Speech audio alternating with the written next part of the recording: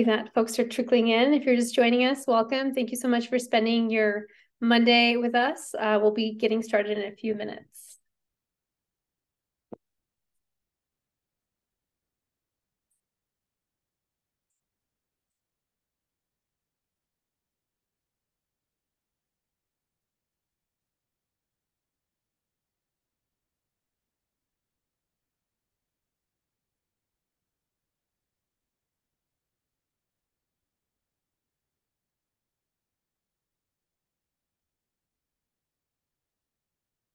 Charlotte, I'll just look to you to maybe give me a little nudge when we can get started.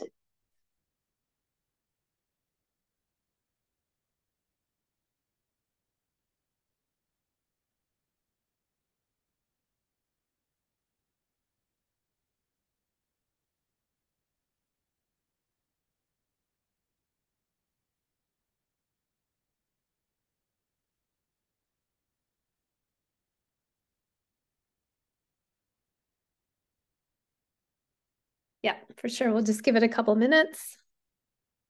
Happy Monday, everybody.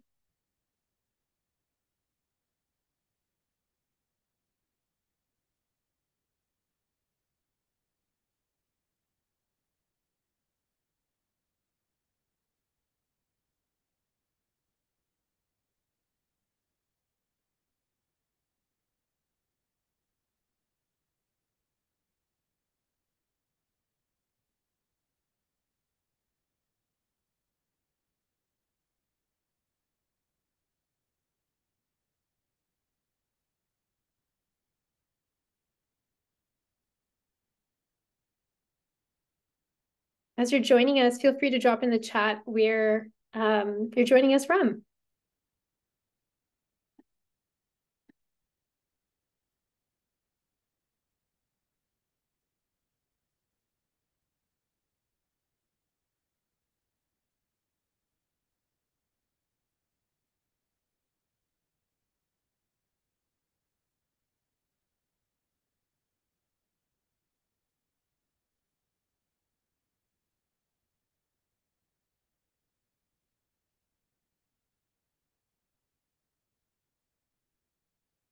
Oh, I think some folks are saying that the chat is disabled for them.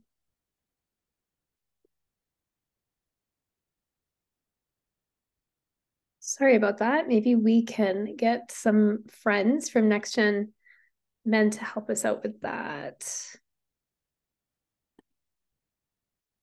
Working on it now. Great. Looks like it's fixed. Great. So Lauren's joining us from Calgary.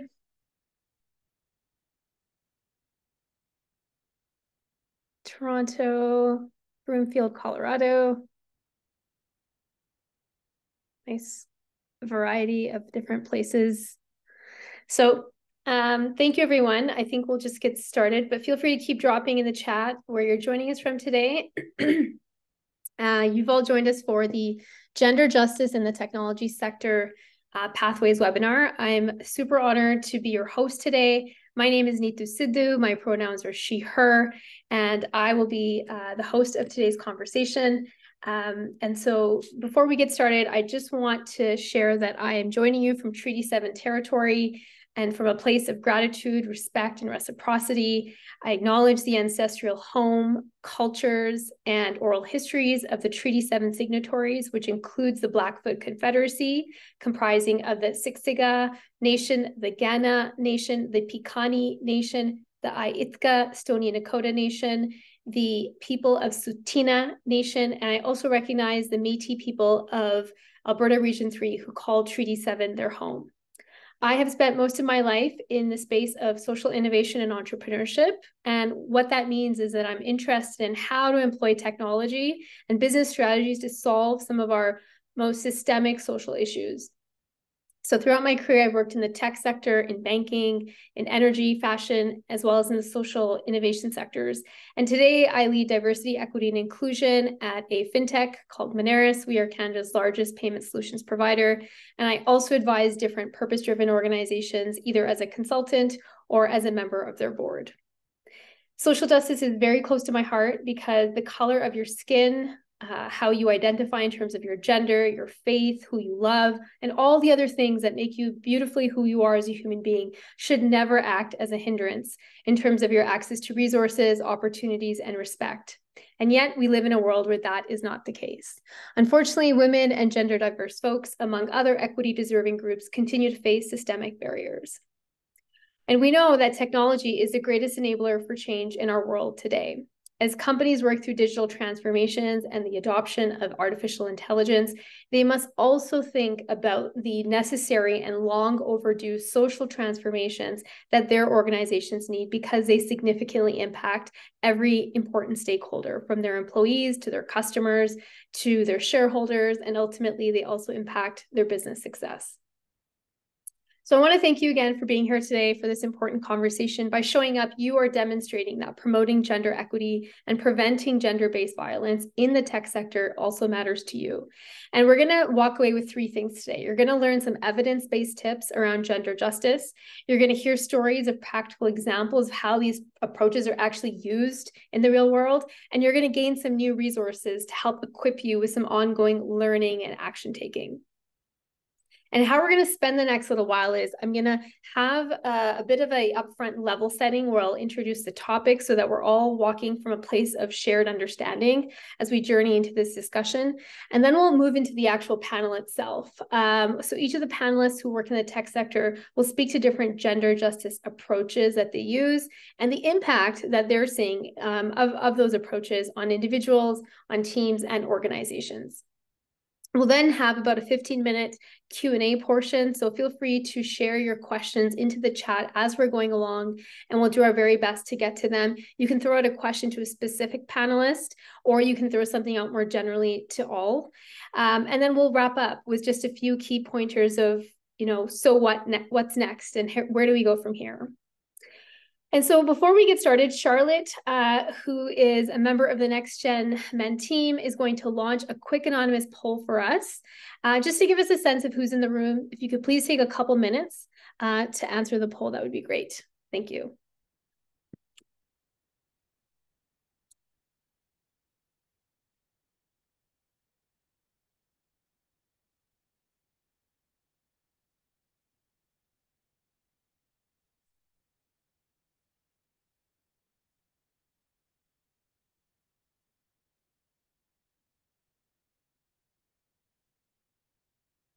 So on the poll, we're asking you, what gender do you identify with, and how familiar are you with this field of engaging boys and men in advancing gender equity and mitigating gender-based violence?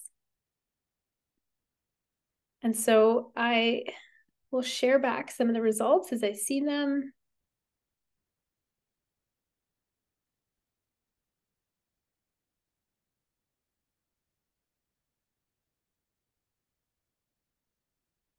Yeah, and you can use the Q&A box instead of the chat if that's more helpful as well.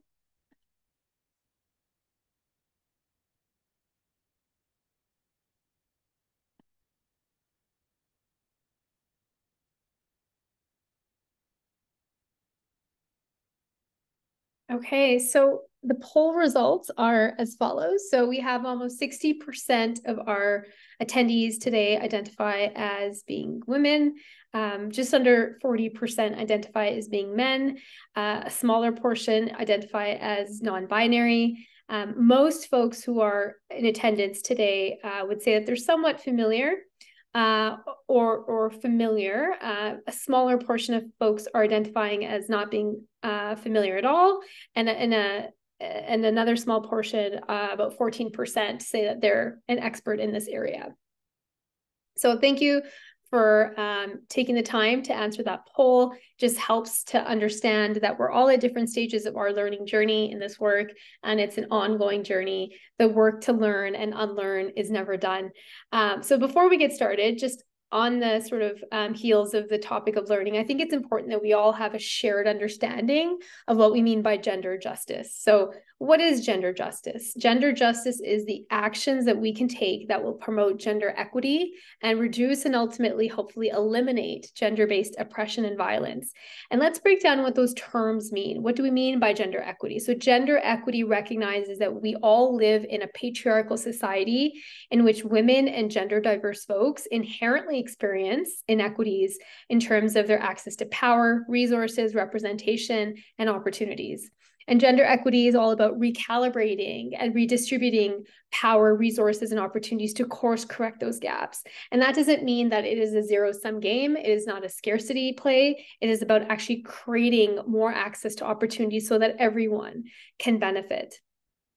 And gender-based violence is inherently rooted in the ethos of gender inequities. So gender-based violence is harm that is perpetuated against a person or a group of people based on their actual or perceived legal sex, their gender, gender expression, and or gender identity.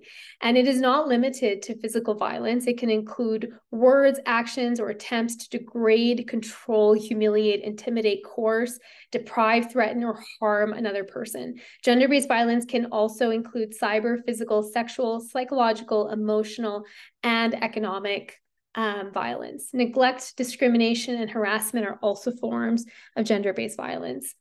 And as I mentioned earlier, it's deeply rooted in inequity, in power, and privilege. And so from an intersectional lens, Indigenous women, racialized women, women with disabilities, including those who experience neurodivergence, queer women, trans women, girls, newcomer women, and non-binary folks experience higher rates of gender-based violence.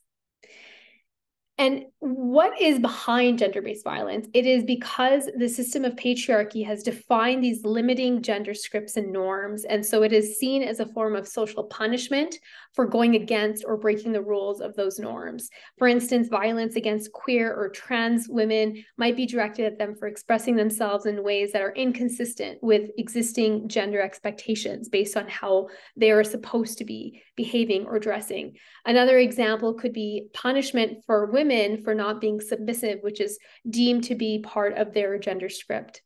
And gender-based violence is a lens through which we see patterns of behavior pertaining to violence that ultimately tie to power. And so women are almost 4 times more likely than men to have been sexually assaulted by the age of 15. And this is because of the fact that they are systemically disempowered and therefore increasingly targeted towards violence, to experiencing violence. Women living with a disability are significantly more likely than women without a disability to have been sexually assaulted by the age of 15, or since the age of 15, sorry.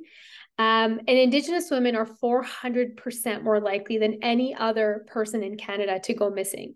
And on the heels of National Day for Truth and Reconciliation, and as we approach October 4th, which is the National Day for Missing and Murdered Indigenous Women and Girls, Two-Spirit, it's important to think about what actions organizations can take towards pressing and systemic experiences of gender-based violence against those in Indigenous communities. And lastly, we want to recognize that this work is not about bashing men. It is not about blaming men necessarily for this. This is about the system of patriarchy, and anyone of any gender identity who is there to continuously uphold those legacy ways of thinking and being is part of the problem and not the solution. And so gender-based violence is also a way to look at the violence that occurs between men, because men are often held to uphold a form of toxic or unhealthy masculinity, where in which they have to consistently prove that they are a certain level of man. And that will often lead to violence between men as well.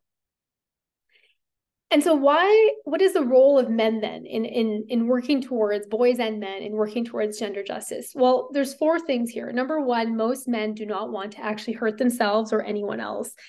We have to do this work with the assumption that people are inherently good and that they lack awareness, they lack resources and tools to actually drive things forward in a positive way. They don't want to be or feel like they're part of the problem. Men want to be part of the solution. And so we need to create those opportunities to equip them with the knowledge knowledge, resources, and tools to actually be a part of the solution. And secondly, despite not wanting to be part of the problem, most violence is still unfortunately committed by men. And so if we want to do something to prevent it, it's important to actually engage those men in healthy development so that they can take on more positive pro-social roles and identities. Boys and men are also harmed by restrictive gender norms, as I was mentioning earlier. They deserve the safety and freedom to express their authentic sense of self and to build deeper relationships that include space to process the full spectrum of their emotions and to feel that they can actually talk about mental health.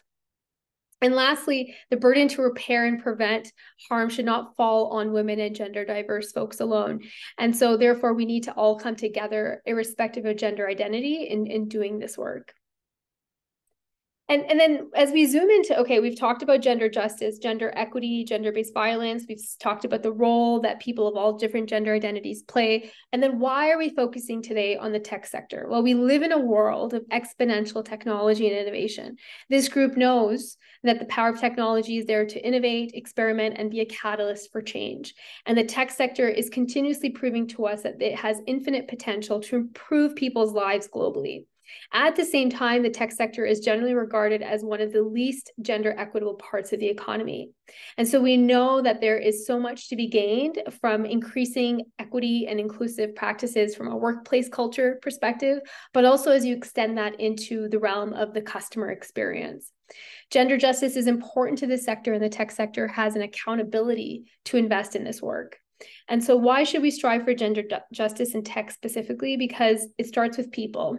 And behind every successful piece of technology and every technology company are the people who are using the tools and bringing forward the innovations to market and helping to drive that positive change. And given the high pressure dynamics and the prevalence of remote work and isolated environments, the pandemic of loneliness, it is important to support the mental well-being of our people throughout our organizations and our communities. We know that tech is a male-dominant industry, and so the gender norms that are at play within the system of patriarchy can make it challenging for men to openly discuss and access the resources they need to process emotions, to process trauma, to get healing for mental well-being. Secondly, we want and need the tech sector to continue to stay at the forefront of innovation. According to the UN Commission's Status of Women, the report they've recently released has stated that diversity is critical in tech, as it enables companies to create better and safer products that take everyone into consideration. We can ensure that technology of our future fosters sustainability and inclusion over breakdown and division by progressing gender justice in our workplaces. And then we also know that there is an increasing prevalence of wanting to create safe online environments. Our youth especially are hooked to having internet access throughout the day, and they're getting a lot of their education and information around different topics for the first time in online communities. And sometimes this can pose risks for them. Especially for young boys, it's increasingly important to be aware of damaging online figures, perpetuating harmful gender norms, and leading to unhealthy relationships, social isolation, and potentially also being the precursor to violence against girls and women. And the tech sector can play a big role in redefining how masculinity is portrayed online. And speaking of younger demographics, we want to encourage diverse youth to join, a diverse talent among youth to join the tech sector. Young people are increasingly looking for welcoming workplaces where they feel that they can not only have a positive impact, but they can actually be embraced for who they are. So now that we've established the context for the topic today, I also want to just take a quick minute to level set on what Pathways is and why it exists. So Pathways is a project that was funded by Women and Gender Equality Canada and is supported by Next Gen Men. The goals of Pathways are to connect experts and practitioners with community leaders, to build bridges between academic research and leaders in communities. And that's what our panel discussion today is going to be about, is focused on the SHIFT report, which is a project to end domestic violence, to rally community leaders and experts together to embrace learning journeys. We're all at different stages and we all have something to learn from one another, and to increase the number of people, but especially boys and men, who are doing gender justice work, not only where they work, but also where they live, they play, and they worship. So on to the main event. I feel I've spoken enough. Let's get to our panelists and jump into this important conversation. So all of our panelists are leaders of organizations that are helping technology companies grow gender equity. Our panelists have been working to engage men in tech settings to be change makers, to create safer, healthier, more equitable workplace cultures. And they have experience around different approaches and methods that are going to help all of us do this work. So I'm going to call on each of the panelists. And when I call upon you, please come on and turn on your camera and share a little bit about yourself and why gender justice and technology matters to you. So we'll start with Jonathan Nightingale, the co-founder of the Raw Signal Group. Maybe if I turn on my mic, that'll work. Hi, everyone. It's lovely to meet you. I am one of the two founders of Raw Signal Group. The other founder is Melissa Nightingale, who is picking up our kids right now. I'm delighted to be here. We started Raw Signal Group 7 years ago to try and make work better. And we had this theory of change that part of the reason work is so terrible is that managers often have no idea what they're doing. That there's more that's ascribable to ignorance than malice in terms of a lot of the terrible things. It doesn't mean that there aren't terrible things that are malicious, but that we felt like we could make a difference if we could equip management with a lot of the tools that they don't have. But the reason that we knew that might happen is that we spent the first 20 years of our respective careers in technology organizations. So I started at IBM and saw what gigantic organizations look like. But then I also worked at Mozilla in the very early days of Firefox until it grew up over 1,000 people. I worked in startups, I advised others. And what I saw over and over again was that leaders were given a lot of power in those organizations, power over promotions and compensation and hiring, work assignments, opportunities, sponsorship. And they were given nothing in terms of equipment to navigate that. And I know it because I was given nothing either. And so each time I got promoted, I thought, this is the time when they're going to explain to me how this all works. And that just never happened. And so I pieced it together as best as I could. And Melissa, my co-founder, did the same thing. And what we realized over time was that we got more lift and sense of mission and direction out of helping those managers figure out how to be better at their job and go build better workplaces. And so we quit our startup jobs. We were in different startups at the time, but our CEOs were best friends. And so we had to quit in the same hour because they were going to text each other if we didn't. But we quit our jobs in early 2017 when our little kid was about 1 year old and started Raw Signal Group. And we've been doing it ever since. Wow, that's great. Thank you so much, Jonathan, for sharing that and for your commitment to doing this work. So maybe next we'll turn to Dr. Sarah Seska, the co-founder and CEO of Feminuity. Sarah, if you want to come on screen and share a little bit about yourself and why this work matters to you. Awesome. Yes, thank you. Hi, all. So great to be here. So as mentioned, yeah, I'm the co-founder of an organization called Feminuity. So we're a full service diversity, equity, and inclusion strategy firm. And I'd say the very sort of inspiration for why we ever came to be very much ties to why we need to have conversations relating to gender justice and have representation of gender in the design of any type of technology and innovation. So this is definitely bringing me back to sort of the early days. So once upon a time when I was in my PhD, more than a decade ago, I learned that car accidents are the leading cause of death related to maternal trauma. So translation, when someone who is pregnant gets into a car crash, there's a really high likelihood that they'll lose the unborn fetus. And so I was curious about this. I dug a little deeper and I learned that ultimately that in the automotive industry, car crash safety testing is done using male-bodied crash test dummies as a default or the norm. So sort of that 180-pound male figure. And this was ultimately because during wartime, men were the ones who were predominantly behind the wheel driving vehicles. But, if we fast forward into, today and beyond, we know that there's a diversity of shapes and sizes of bodies that are behind any given wheel. So in this way, using the male-bodied crash test dummies and that shape, that sort of form as a default or the norm just doesn't make sense. And so this is an example of one of many long-standing forms of gender bias. It's also a good example of size bias, I would argue. But realistically, this is happening in all sorts of types of technology and innovation. And I think what we're really concerned about, what we care about a lot, is that we know that about 1% of the world is designing all of the new tech and innovation that's touching, so much of the world. And so in that way, we need a diversity of people, perspectives, and experiences around any given table. And the gender conversation is a really important part of that. So I'll leave that there. Wow. Yeah. Thank you for sharing that, Sarah. it's definitely indicative of the fact that testing and design of products is lacking in terms of being inclusive to all people. So thank you for sharing that. And lastly, but certainly not least, while Boween, sorry, while I totally knew how to say your last name and then screwed it up there, my apologies, the CEO of HRX. Hi, everyone. Really nice to be here with all of you. Thank you, Anita, for the introduction. It was fascinating for me just listening to you. So my name is Wael Baween. I'm the CEO of HRX Technology. It's a firm that specializes in, solutions, specifically data solutions for social equity, for diversity, for inclusion. And why did I get engaged in gender equity? Why am I passionate about gender equity? So I'm a man of color. English is not my first language. I'm an immigrant. I came to this country a little bit more than 10 years ago. I'm a Muslim man. My family are refugees. You would think a lot of reasons will get me into social equity, but gender was what got me into this work. Because I'm also a father, a brother, a son. I worked in engineering for a long time, and I'm one of those people who thought the world is fine and engineering is good and there are no issues at all and we're all equal.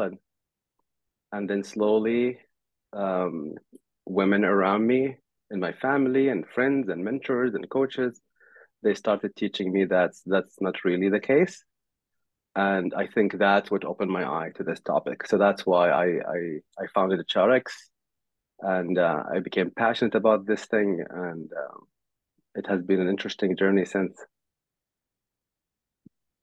Thank you for sharing. And, I think that's also just indicative of every person's entry point into this work can be different. And at some point, there's a bit of an aha moment or a curiosity that leads us to unlearn and learn. And as long as we don't stop doing that, I think, we have a chance at creating a more inclusive world.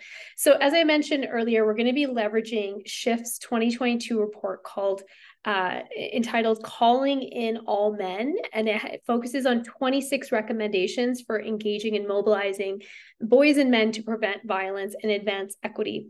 And so that report is going to be the basis of our discussion. It's going to be shared with you afterwards. Don't worry, we're not going to talk about all 26 recommendations. We would need a lot more time for that.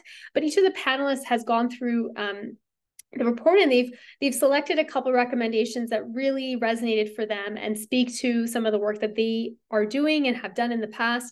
And so I'm going to be turning to each of the panelists, and I'm going to ask them to sort of expand upon the recommendation that they've highlighted. And so to start off, an important method for engaging our teams in gender equity in our teams in the workplace or even in community is to communicate to men that this work is not just because they're doing a solid to women or gender diverse folks. This work is also about their own liberation.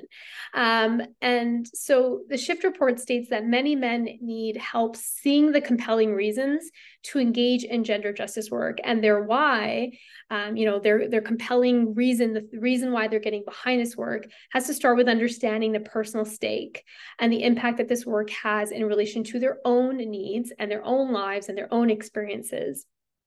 And so while we must acknowledge the power and privilege dynamics that exist between different genders as a result of patriarchy, it can be extremely impactful to understand that these issues affect all of us. So Jonathan, on that topic of men engaging in this work and their entry point into this work, not being necessarily about other-centered reasons, but starting to look in the mirror at themselves and saying, how is this work contributing to my own liberation? Can you talk a little bit about what does that theme look like for you in the context of the work that you're doing?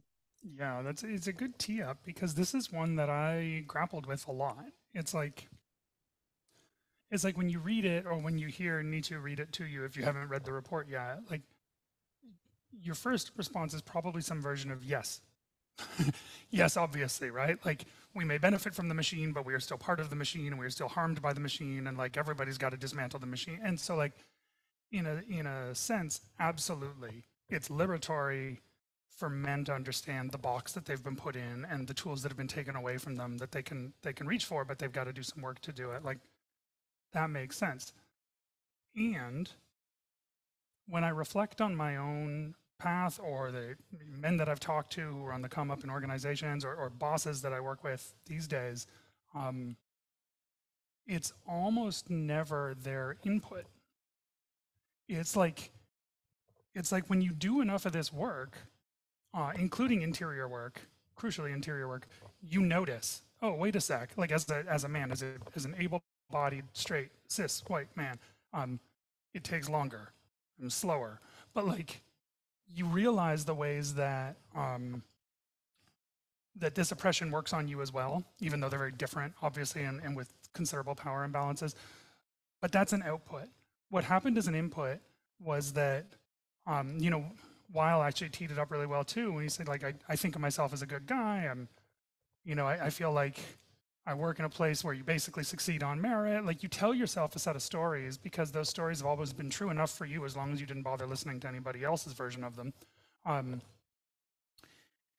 what really helped me, and what I've tried to do in my own work, is people who poked at the inherent contradictions in that, right? So I can say, okay, I think that my organization is a meritocracy, and then have writers, right? Ijeoma Oluo is phenomenal at this. Shanley Kane is phenomenal at this, who are like, that's cool.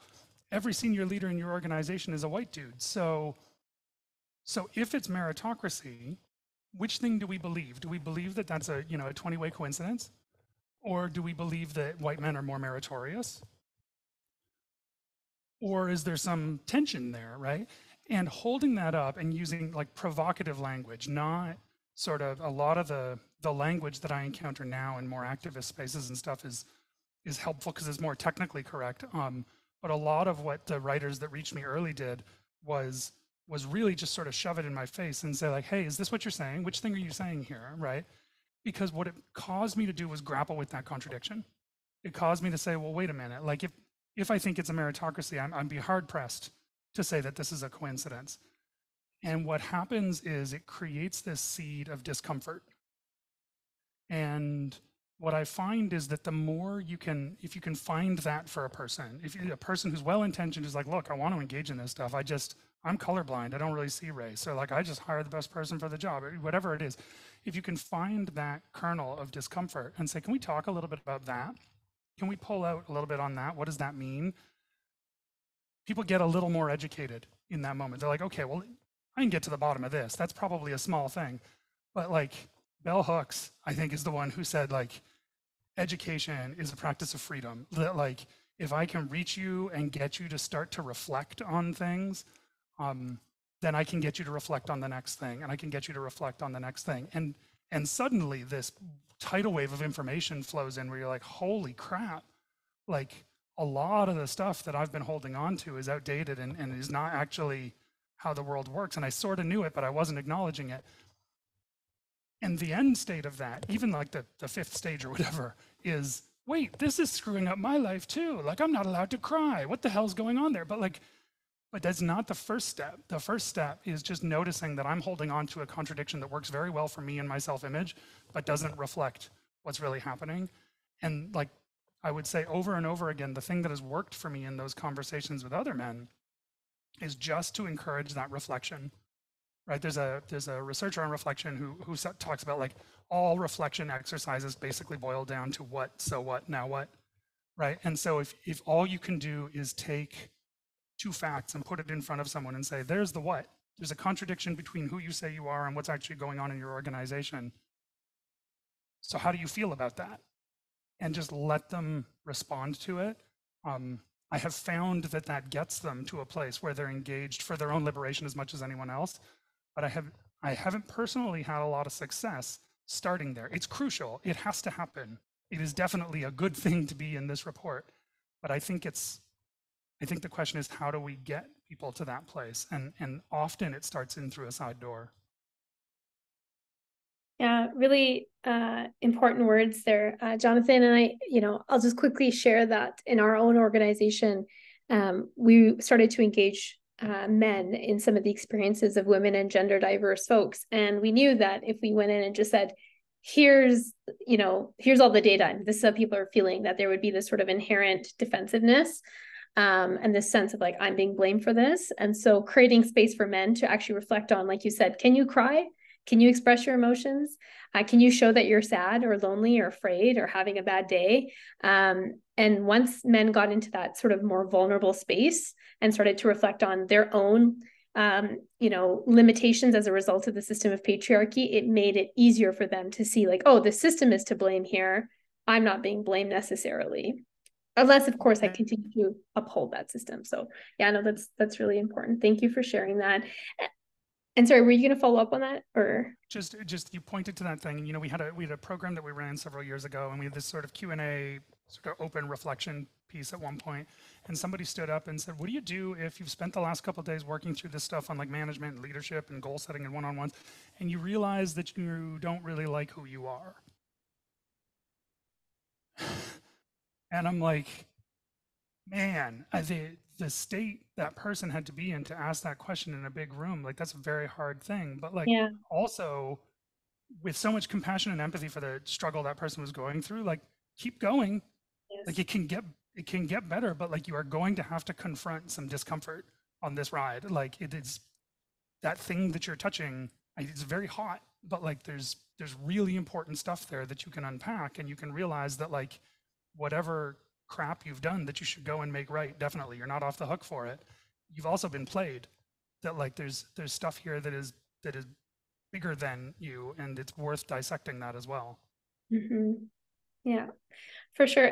And just on that, and it's actually a good segue into the next recommendation, which is the importance of doing this work through an intersectional lens, right? Men are not a monolith. And the more we engage and hold space for the diverse lived experiences of all male identified populations in this work, the better off we'll be in terms of the outcomes of that, recognizing that, of course, the experiences of cis white man are different than that of a queer Black man, for example. And so one of the findings from the SHIFT research is that when violence prevention and gender equity work with men takes a intersectional approach, that it can allow us to go further. So Sarah, can you tell us a little bit more about the importance of engaging diverse groups of men in this work towards gender equity? Yeah, so I guess when we think about, data collection, how we're trying to approach any of these conversations, it's whoever is designing the methodology, like it's ultimately our responsibility to ensure that when we set out to understand the experiences of men, or any group, right, for that matter, that we really are bringing that frame, as you say, the intersectional frame. And I would argue that like we need to be really robust and comprehensive with it. In our work, we like to think about intersectionality as about 40 plus different dimensions. So well beyond gender, well beyond race, right? Getting into the intricacy of the complexity of the human experience. And I think if we do that and we pair that with, various decolonizing research practices and methods, that it allows us to get a little bit closer to understanding people that we failed through, previous interventions, or, whether that's around collecting data or designing sort of interventions of sorts.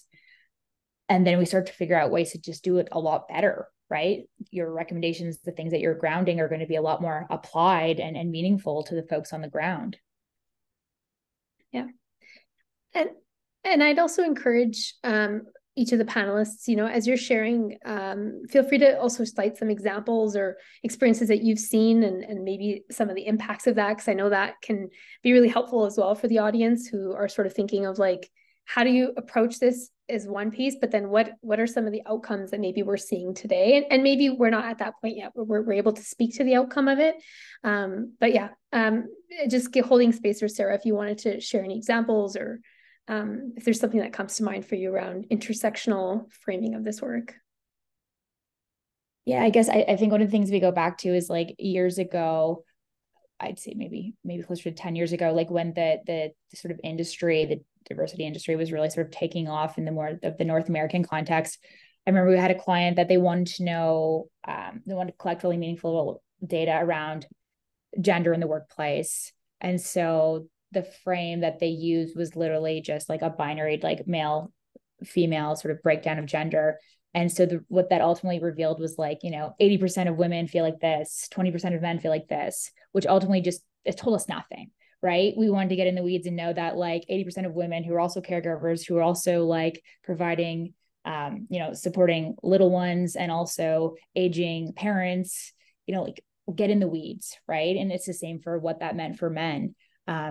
So I think it's just a really practical example that you can collect all the data you want, but if you're not designing the methodology in a really intentional way and then using that intersectional framework when you're doing the analysis, you're not better off, right? Like you've collected a bunch of data. So what? Now you've probably jaded some folks who won't participate in surveys again, right? Like you've just reinforced why people think, I shouldn't answer these questions in the first place. So I think the end-to-end experience is just what's so important. Mm-hmm. Yeah, no, for sure. And in terms of, engaging people in this work, one of the biggest pieces around that is being really clear on our why. Why are we doing this work? And so while, as you think about this desire of storytelling and how storytelling can really bring people in and humanize data and humanize the lived experiences that we sometimes can gloss over through statistics. Can you speak a little bit about the Shift Report's recommendation number 14, which is talking about the power of using stories and narratives to engage and connect with men? Because sometimes especially if there's key influencers in the workplace or in the community, either with positional power or high levels of personal power, just in terms of their charisma, their ability to bring people in, their ability to be seen as someone who's a authentic person, who's transparent, and who, is trustworthy.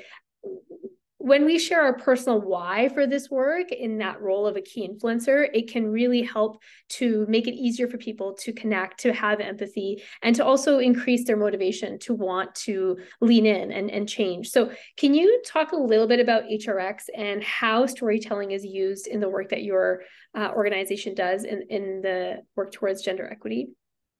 Thank you, Nido. So the whole reason we started the HRX is because I felt from my engineering mind that data is the way to liberate all of us. If you have data, if you're changing systems, and I think there's a lot of people who, like, you sit with them and they say, like, you don't have to change minds and hearts. You need to change systems, right? If I restructure a specific society, if I restructure a specific neighborhood, if I restructure a specific grocery store in a specific way, I can make you buy more milk versus more candy, right? So there's a lot of talking about like nudging and systemic change and all of that. And I totally believe in that. I believe that using data is really important. However, when you talk to the leadership, you really need to talk to the hearts and minds. And if you want to do that, data is helpful, but also really reaching to the why, like why they are doing things. Why is this important for them? Why is this important for organization? It's very important. For any of you who read,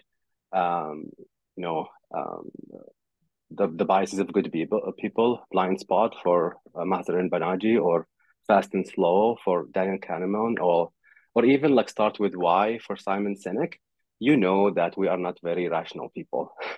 We're not very rational creatures, we get sold on the why of things. Like you can stand in front of people and say, this effort to remove these barriers is important for us because it will improve the bottom line, it will remove this, it will increase this, it will do this, it will do this for us. You can stand and tell them all of that.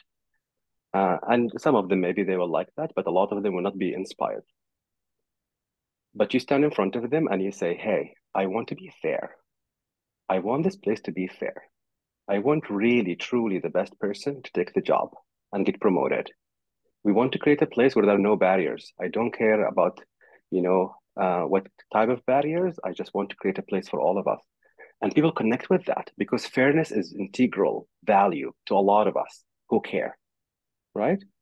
So that's very important. As you're starting defining your journey and like the work that you do, don't forget about the why and the story and why you're doing that. Connect your story to other people's story. I come here to this panel, I see 4 people, first time I see them, and great people, but I don't connect with them. Then Jonathan tells his story about how he's doing this business, who's his partner. Sarah tells her story, why she got into this. Nido tells her story, and I connect with you. I see myself in you. I start liking you more. And then I am more influenced by you, right? So that's how you motivate people to make change. You design the systems, you look at the data 100%, but a lot of the work is about storytelling and how you position things and what's the why that will motivate people. A lot of examples I see when I work in this field, we look at the effort, we look at the strategy, we look at the data, we look at communication as very important part of how you communicate this. We talk about gender violence, and a lot of you know that there is like a pyramid for gender violence. Gender violence is the tip of the pyramid. Cultures don't go into gender violence in a day.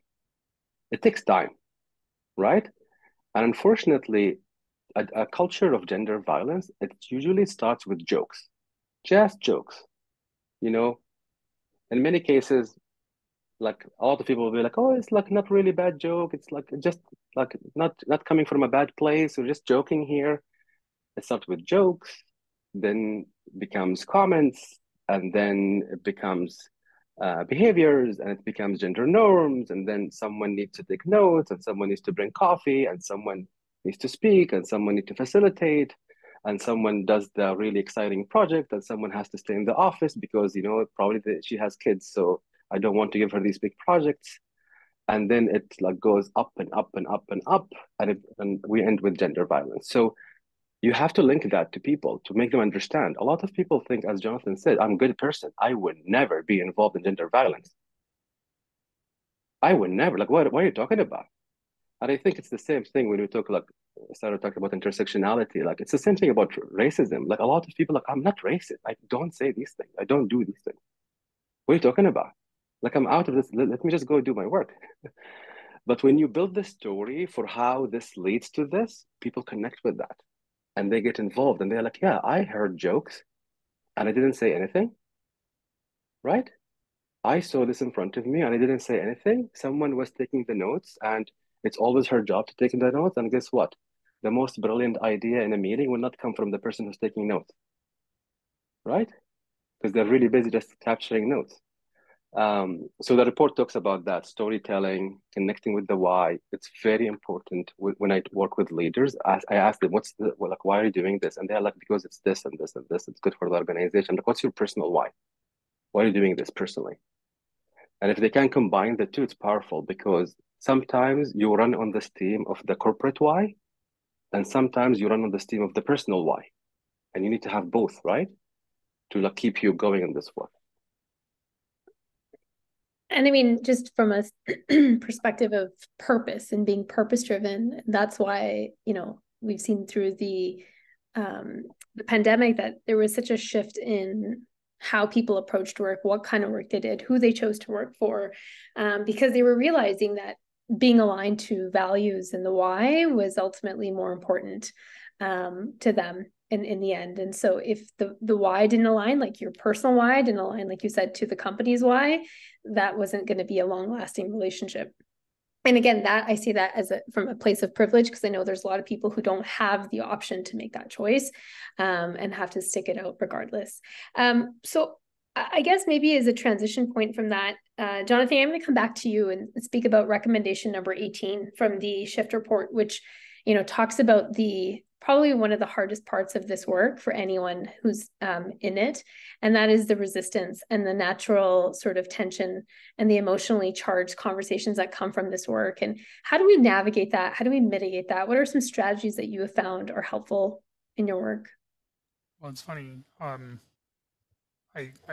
In my first answer, I said, I found it very helpful personally to have provocative writing, to have people push me on the contradiction. And once we're at the place where change is happening, which is a ton of progress, hooray for us, then I really experience an inversion in terms of what I've seen work. And so I think we know men tend to process confusion as anger, particularly if there's confusion with the possibility of embarrassment. Like, I would much rather just be angry, maybe be embarrassed about that, but be embarrassed in a male-coded way, than be confused and seen as weak and stuff like that. And so when there's confusion happening, I don't really understand what's going on. A lot of my experience has been for myself and for people that I've worked with that there is this knee-jerk well, I can just be angry, and it's postural. There's really not a lot behind it, but I can be angry and sort of shut down the conversation or withhold my participation in the conversation and stuff. It's a super toxic behavior. It has to be disassembled. But in the moment when I'm a leader in that organization, or when we're working with a group of bosses and that stuff comes up, I guess I'd say two things. One, for anybody attending or watching the recording or whatever, you deserve to be safe at work. Even when you're doing gender justice work, you don't deserve to be screamed at. You don't deserve to be threatened. Men use anger because it works a lot of the time, right? And like, it is entirely fair and appropriate to walk away from that. It's entirely fair and appropriate for organizations to say, that's not how we do things here, and to shut it down and to say, whatever you were socialized with, there's work for you to do in therapy, in a men's group, in some other context, but no, you cannot process that through rage at your colleagues. That's not a thing we're going to hold space for. So like, that needs to be set up front. Nobody needs to sort of go into the fire on that just because that's how one of their coworkers chooses to process things. But having said that, I have chosen sometimes to go into that, and anger wants nothing more in the world than more anger, right? That like I can punch back, and I've been in positions where I can do it, where I've had more authority within the organization, where I've been senior, whatever. Even in our training context, like, yes, they're clients, but we're the ones who know things. And so there's a weird power differential there sometimes, and there's an ability to stomp on that person. I have not seen that work. I have not seen like a really swiftly delivered clap back just open someone's eyes. I'm not saying it can't do what makes sense to you, but what I have found works instead is to just blaze right through it and ask a follow-up question. And again, you may not choose to, but I remember once working with a guy, and he said, we were talking about something sort of tangentially related, and he said, well, I'm not really down for being held responsible for what someone 300 years ago did. And I said, okay, but you could be held responsible for things you're doing, right? And like, and just like he wanted a fight. And he wanted me to say, well, you have to, because like there's a legacy. Like he just wanted a fight so that I could be the straw man that he was imagining, and then he could win against that straw man. And I'm just like, let's just talk about it. And we ended up going to lunch and continuing the conversation. And he said, you know, one thing I really appreciate about you is that I feel like I can talk with you about this instead of, you know, if I was just dealing with some blue-haired lesbian. And I'm like, let's stop there for a minute. Let's unpack that sentence. What does that mean? Like, what is the thing that you're pointing to when you say that, right? And it took like a lot of ramen, but like you can pull at it and say like, why is that a problem? Well, because that person's just lecturing me and making me guilty for a bunch of stuff I didn't do. And I'm like, are they? Like, what did we just talk about, right? And you know, there's a related recommendation, I think it's number 13, that says key influencers matter. Like, it really matters who the messenger is.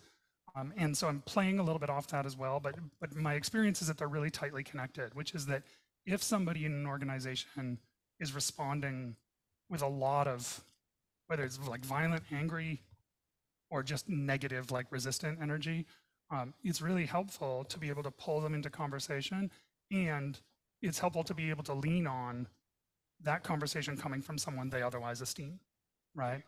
And I've been lucky when I've been able to do that work, and I've tried to take that responsibility seriously. But I mean, this guy was a perfect example of someone who had the same message come from someone with the wrong hair color. I guess it would have bounced, right? And it's like, as soon as he said it, he recognized that like this was a trap and there was more work to do here and stuff like that. But I think it was honest. I think honestly, if I had a colleague with blue hair, sexual orientation notwithstanding, he would have had a harder trouble receiving the same conversation, and that's garbage. But it means that if you are someone in an organization who's able to engage and sort of catch the pass on that, it's important to do it, because not everybody can. Mm-hmm.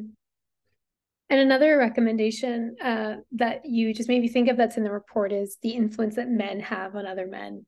And if those men can be key influencers, that can also help generate that change. So thank you for sharing that, Jonathan. And so the next recommendation that we're going to go to, Sarah, I know you had selected this one, and it's recommendation number 8, and it speaks to finding boys and men in the places in which they're already congregating, whether places of work or play or even worship, community spaces, recreation centers. Can you speak a little bit about the experiences that you've had with actually weaving this work into the places that men are already sort of going to, and how that helps to make this feel more real for them versus just, oh, this is that thing we do as a, mandatory training at work, and it doesn't spill into other parts of my life. Yeah, totally. I guess I would sort of frame it under the idea of like, when in doubt, work to meet people where they are, right? So not unlike sort of what Jonathan and what everyone's really talking about, right? Like, how can we work to build bridges in the best way possible? But sometimes that's just physically like going to the spaces and places where people play. I think that goes a long way. I know in our early years of work, though, we sort of had brought like a really stereotypical frame to that, though. We thought, okay, so, where would the men be? Okay, let's go to hockey games. Like, we went to all these sort of like most obvious places, which are true, right? Stereotypes are based in reality. They're just sort of incomplete. So then rounding out that thinking process with that intersectional framework then gets you to sort of far more intricate places, right? You're in the nooks and crannies and the places that just don't seem quite as obvious. So I think that's really important. But also you can show up, you can participate, you can say, hey, I'm going to, try on this sport, this activity, whatever it may be, to sort of meet someone where they are. But trust takes time, right? We need to look at just like the truest principles of partnership building, right? Like when we think of how we build, non-Indigenous folks or settlers in the Canadian context build relationships with Indigenous communities, like just showing up does not equate to trust, right? We need to know that we're going to need to show up over time. It's going to be a little messy, that there's going to be a lot of sort of surprises along the way, and that we just kind of need to keep showing up, right? And work towards whatever we want that relationship to look and feel like. Yeah, no, that totally makes sense. Thank you for sharing that. And then the third recommendation from Shift's report is using more creative methods to motivate men and to keep them at that table. And so while I'm going to turn to you and ask if you can talk a little bit about programs or interventions that you've seen maybe within the realm of even virtual reality, gamification, or other more creative techniques or approaches that have worked in the space of engaging men and sort of keeping them engaged in the conversation. Yeah, absolutely. So I think the way they came to this recommendation is reflecting on and calling in versus calling out. Just really do your work, do your homework around creating a place and a situation and a setup where an environment where like you disarm people's defensiveness, people resistance, people people really think they are good people, and coming to them and say, hey, you are bad, or you have issues, or you are causing all this trouble. They just don't like that, and then again, I talked about, fast and slow. We have system 1 and system 2, and system 1 is just like emotional. And if you talk to that system, it's really hard for people to listen to you. They say the best way to change a person is give them a book. Because when people read books, their system 2 is engaged, right? And like many of you, I share stories about how a few of my friends and, people in my family, I debated things with them and they didn't listen. Like, do this, eat this way, like exercise, whatever. And then they go somewhere, they listen to a podcast, and they come to me. I'm like, I heard this like brilliant idea? And I'm like, I told you this 500 times. Like, why is it brilliant? No, so well, you didn't really tell me like the same way they mentioned the podcast. So you need to be creative. Like, try to reach people in a way that really makes them feel comfortable. They are listening. I am part of some organizations. I sit on the board of some organization, and some of them are like business associations and board trades, and here in Vancouver. And we have been designing this conference, and I wanted to bring like art and music and podcast to the conference to engage people, because there are a lot of people who care about this. I don't want it to be like dry where like Weil has to speak for 2 hours and then Jonathan. You're great. And then Sarah has to speak for 2 hours, and like people just sitting there listening.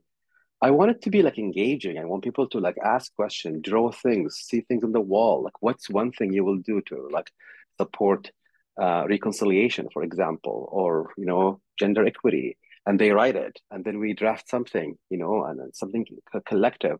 We do a lot of things in terms of data, in terms of the way we design our dashboard, report our data, the way we engage. Even when we write our reports, we use the data, but also we use stories and comments that we heard in the consultation. It's very powerful to make people connect, understand what's happening. Bringing youth voices to talk about things, bringing people from the influencers discussion was really great. One thing I always remind people, all of us here who are involved in this work, we have privilege. Like, I bring 30 leaders in my workshop. I have a lot of power in that workshop. I allow someone to talk, someone not to talk, someone to have more time, someone not to have much time. And I always ask people to be humble and aware of their privilege as they navigate these conversations. Like, it's not my place to make people feel bad about themselves. And also, I need to empower some of the voices in the room. So think about that when you navigate. Like, when someone comes to you, like Jonathan's story comes to you, like, I'm not responsible for things that happened 300 years ago. And I would listen, like, okay, anyone else here has an opinion about that?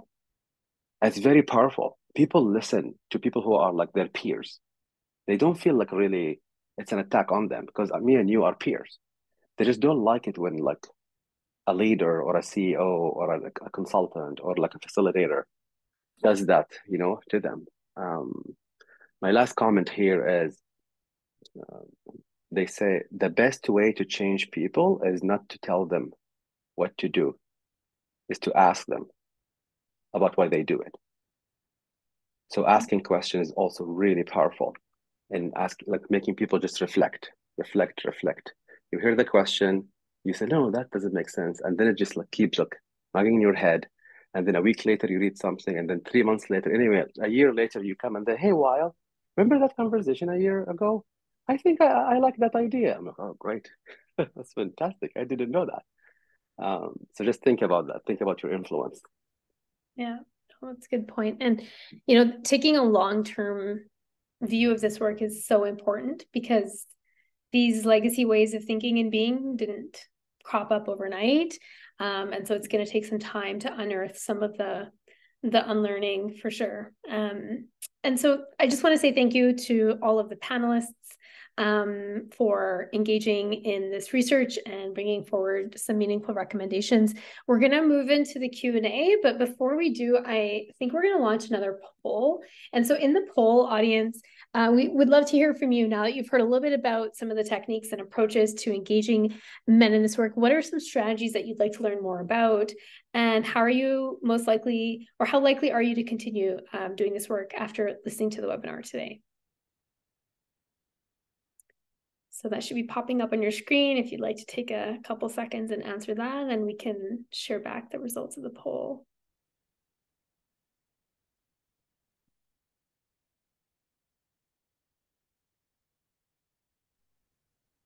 I just want to say, everyone, I'm reading your chat, but I don't know why I can't respond. So thanks for the comment. Really good question, good comments. Great to hear it and see it and read it. Maybe one of our webinar hosts can. It's okay. Too late. Too late. Too late. They don't trust panelists to speak in the chat. It's just goes terribly. Okay, so I think the poll will be closing here soon, and then I can share back the results. All right, so the strategies that most resonated for folks is actually the number one strategy is how to engage men using creative methods. So 73% of people really liked that one. How to mitigate against or address negative reactions. And then also including more diverse male identified populations from an intersectional lens and using storytelling. Sorry, actually I did that wrong, my bad. Engaging men for their own liberation. was the third most popular recommendation, followed by a tie between intersectional lens and storytelling. And so most people are either extremely fired up or very fired up to continue doing this work as we move forward. And so thank you for answering those questions honestly. And now we're going to jump to some Q&A. So I believe we have 2 questions so far. And so if you have other questions that are coming up, please feel free to drop them in the chat as we go. So a question for Weil: do you have any recommendations or examples, Weil, for our audience about how to shut down jokes? I know you'd mentioned jokes is sort of the entry point into what eventually becomes the tip of the pyramid that might contribute to this culture of gender-based violence. So great question. Fantastic question. Great question. I struggle with that. I should tell you all. It's not easy.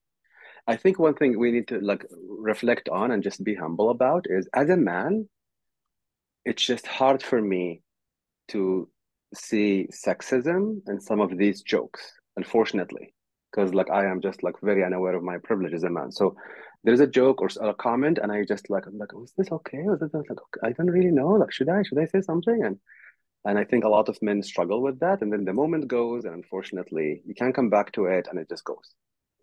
So I think we need to acknowledge that it's a journey for us. At the beginning, you don't really realize, but slowly, as you start paying attention, it's like a muscle, and you get better and better and better, and then you will become more sensitive to these jokes. That's number one. So I think just have some empathy for yourself in case that passes, and go ask others to help and reflect. But if you hear a joke and you're like, okay, this is really a bad joke, there are a few ways to do it. My way is to slow down. So I like to slow down the meeting. So if I hear it, I'm like, sorry, what did you say? And that just gives me 10 seconds to think. And also gives other people 10 seconds to think. So what did you say? And the person is like, well, I said maybe she's picking up her kids. And I'm like, why did you assume that? Right? And then someone else will come, and then another person will come. You just want to slow down, because jokes are just quick. People laugh and it goes really quickly. That's one way. If there are other people who would respond, there are other people who will ask questions different way. But my way is just to ask people to repeat it, so I just can manage and just think about it. Thanks for sharing that. And the other question that I want to ask the the group is, and this is for each panelist, if you could leave, what is your most effective, if there's one thing that people want to start implementing today after they log off this webinar into their workplace to create more gender equity and engagement in the work towards mitigating gender violence, what would that one starting point be? What is one thing that you recommend they can start with? So I'll maybe start with Sarah, and then go to Jonathan, and then Weil. Yeah, that's a really good question. I don't think this is the best one by any stretch. It's just really top of mind for me, given a lot of the sort of, the effect we've seen of Andrew Tate and sort of other influencers across social media as of late, and especially that young woman who was stabbed for rejecting a gift from a young boy of sorts. I guess I see across social media, a lot of the sort of clapbacks to these conversations are, to make jokes oh, he must have small genitalia, or just really weird, shamey kind of things. And that's just not the response. I know that people are hurting, and there's so much anger, and there's so much tension, but I just think that, this isn't the way. I just don't think this is the way we build bridges, right? Sorry, it's everyone's coming home. The dog is, making all the noise. I just think that if we want a different world, we have to be participants in what we want that to look like. And so in our retorts, we need to look at, where the sexism, where the shaming and all these different things are rooted, even if, we're coming to a place from a lot of hurt and anger too. And it's because when we use expressions like, oh, this person must have small genitalia, we're actually just reinforcing those harmful components of patriarchy that also hurt men and women and all gender identities. Okay, thanks for sharing that, Sarah. And so the same question next to you, Jonathan. So most accessible, quick win thing that people can, not even a quick win, but just something that people can start to implement. I guess I will give one to the 36% who identified as men in the first poll. A weird trick that works surprisingly well is to believe people. And it's much harder than it sounds. I know that, like, if a woman says they were offended by a joke, to believe them, that they're not being dramatic, that they're not like just a pain in the ass, or they're always the one who brings up feminism shit. Just like believe them for a minute, right? If somebody's like, that was super racist, just believe them. And like, I know that's a thing you've already heard, but what's wild about it is that if you actually do it, instead of sort of nodding along, right? If you actually do it and you're like, holy shit, like I was in that meeting and I felt fine, and this person's telling me that they're really upset, and I have this strong urge to be like, they're overstating it, they're being super dramatic, whatever. But like, what would it be if it was accurate?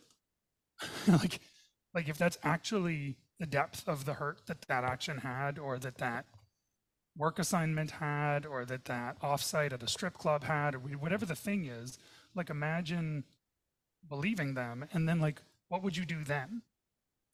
And it's a bit of a mean trick because like it forces the reflection and the confrontation of your own sort of passivity all at once.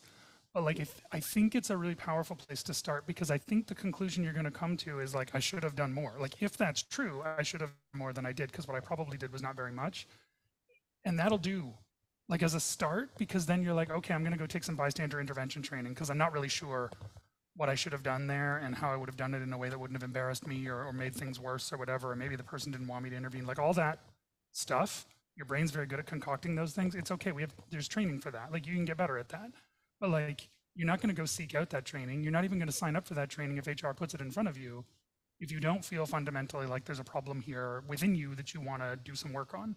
And like, I feel like believing people is a really, really strong play there. And the more distant they are from your own experience, the more dimensions of identity they may differ from you on, the more important it is to take them at their word straight up on the severity of it. It's mind-blowing if you let it in. Wow, it's really powerful. And I think the two things that stood out for me in that is, one, it helps recalibrate your own radar for the things that are not accessible or obvious to, because by definition, privileges, we don't think something's a problem because it's not a problem for us personally. And the other piece is the idea that so many equity deserving peoples have not been believed and been psychologically manipulated to think that they are the problem. And that's how racism, sexism, homophobia, all of that gets internalized. And so when you believe somebody, you're actually helping that person heal in a way, and helping that person feel that there are safe places where they can be trusted and that they are not the problem. So there's a lot of power in what you're saying there, Jonathan. And so, Weil, did you want to share any recommendations for our audience? Yeah, mine is a bit of a cliche, but I think you should start with data, and I think as you're getting the data, you will have to listen, as Jonathan say, and you have to empower, as Sarah saying. Because you're right, you don't really know, you don't really see the issues. And I think for a lot of leaders, especially men at the top of their organizations, they're like, well, like, they feel like overwhelmed. They need like to answer all the questions. They need to come with a strategy. They have to come with a plan and all of that. And I'm like, I think you should ask the people who are experiencing the issue first. I think you should collect data, and the data can be quantitative, which is, all the quantitative methods, but also qualitative stories and interviews and focus groups and things like that. It will really help you understand what the issue is. Is it jokes? Which part of the company? Which level? Is it issues in power? Is it issues of like who's doing what? Is it issues of like some people are assigned different types of job based on their gender? Is it an issue of like a transphobic culture? Is it an issue against a specific group, specific roles. Like it will really help you understand what issue you are trying to target. So I would start with that. This is the work that we do. So I'm not promoting our work, but I really think it's important. I really think it's important. I see organizations that spend 5 years, 6 years, 7 years doing a lot of things, and like there is no common strategy, no data behind it. They're just doing things because they went to a conference and heard a few people talking. Oh, I really like it. I'll just do and come and do it. It might not work for you. It's like Googling your medication or like something you're experiencing. You're like, okay, what should I do for this? You Google it, and Google will give you some options, and you just go buy the drugs. It doesn't work that way. Someone needs to help you get the data. Now with leaders, sometimes that also helps. So if you have some leaders at the top who are not believing in this, that could also help open their eyes to what's happening. And if that's not the case, you need a little bit more, advanced interventions to help these leaders see and support and invest in the effort. Otherwise, you're trying to change a culture without the support from the top, which is very difficult. I think some people think there are different ways of changing a culture. I think if you don't have the buy-in of the leadership, it's really hard to change a culture. It's very hard. Absolutely. And the last question I'm gonna just ask the panelists, and anyone who would like to, feel free to answer this, is, are there any male leaders, and of course you don't have to name them, who you've seen really take to that sort of journey of unlearning, learning, and working towards standing in solidarity with people who experience gender-based violence within the tech sector, working to create more equity and inclusion in the workplace, and who are now maybe even acting as those key influencers?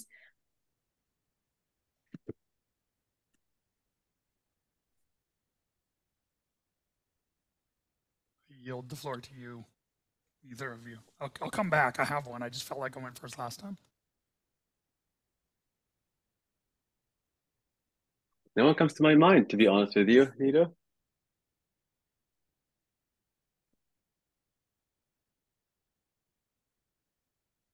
All right, let me try this one.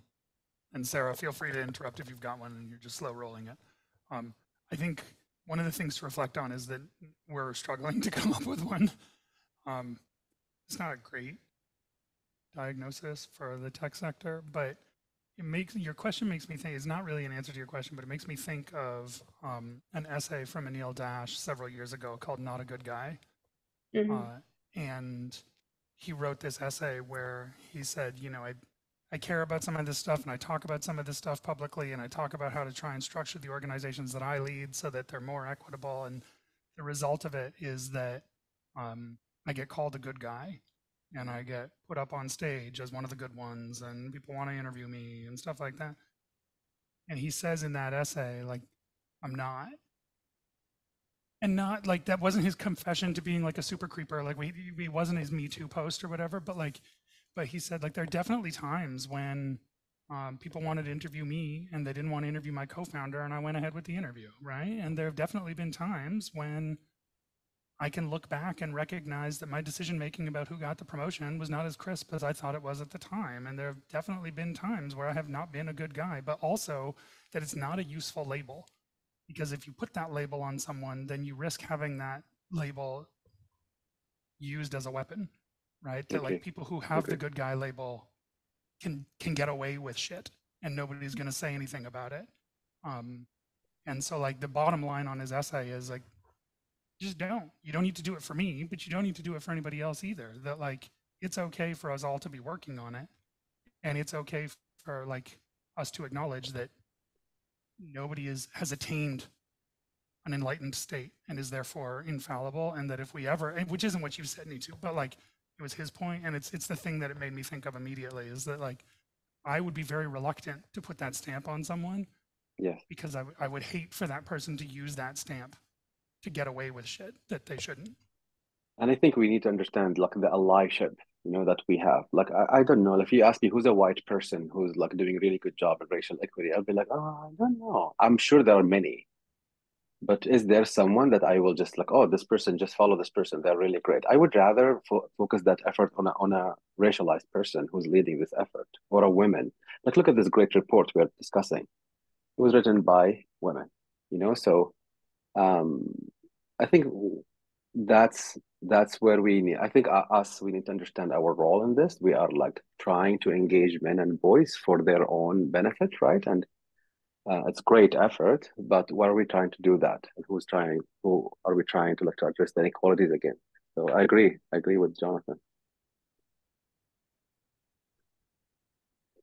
I can definitely add a name to the mix, though I would say like this is not someone who is, posting on LinkedIn actively. So like they don't fit that like, traditional sort of mold of what we would expect is like someone who's being like influential around the conversation in a public way necessarily. But Sam Sebastian, who was, with Google for a long time and then with Palmorex, aka the Weather Network, and now back to Google. We've had the pleasure of working with him for a number of years, and he just takes the time. He views, all these conversations as just as important as anything else across the business. He really takes things in. He leads with vulnerability. He actively like was willing to make mistakes in public and then like correct the process in a really cool way too. So I feel like I think it's less about putting, folks on this pedestal about the good guy kind of thing. Totally. It's just about, the folks who are just willing to kind of take it in stride and keep chipping away at things each day. Mm-hmm. Yeah. And I see a comment about Jesse in the chat. Yeah, great. But Jesse also is not like Jesse is a civil engineer. He's doing great work in construction. Am I right? Or is that different Jesse? Lauren. Yep, that's him. Yeah, that's him. Yeah. Yeah. So, it just like shows you there are a lot of like good people trying to do work in this field, but yeah, it's just a very interesting question. I'll think about that, reflecting on it. Well, this has been a fascinating conversation. I want to thank the panelists again for your time and your insights. And so we'll be wrapping up now, just to kind of conclude with some, what was that framework? It was what, so what, now what? And so in terms of the now what, we hope that today's discussion has sparked or maybe continue to fuel your curiosity and passion for making the tech sector a more inclusive space and equitable space. And we also want to support all of the individuals around us to be the best version of themselves. And we can be that catalyst for change. We can help connect people through this with our own stories, through powerful data, by role modeling the behavior that we want to see more of. And so we know that there's leaders like yourselves who have joined this conversation today who would like to walk away with some actionable insights. And so you can reach out to the panelists. They all are leaders of organizations that do this work and can help support your organizations in this. You can enroll in training, and there's a plethora of tools and frameworks out there, including the Shift report, which you will get a copy of or a link to. And stay connected with the Pathways newsletter if you haven't already, because they will continue to offer these types of webinars to deepen your learning and your connection into others in this space. There's also a Pathways community of practice where you can continue learning through workshops with Shift, weekly resource sharing, as well as support from experienced practitioners who actively work to engage men and boys. And then there's the Next Gen Men's book club, and BOOK stands for Beyond Our Own Knowledge, which invites men and male identifying folks to dig into a curated book. I believe the other day the name of that book was revealed, in case you're interested to find out more. And registration for the upcoming cohort of the book club ends on October 8th.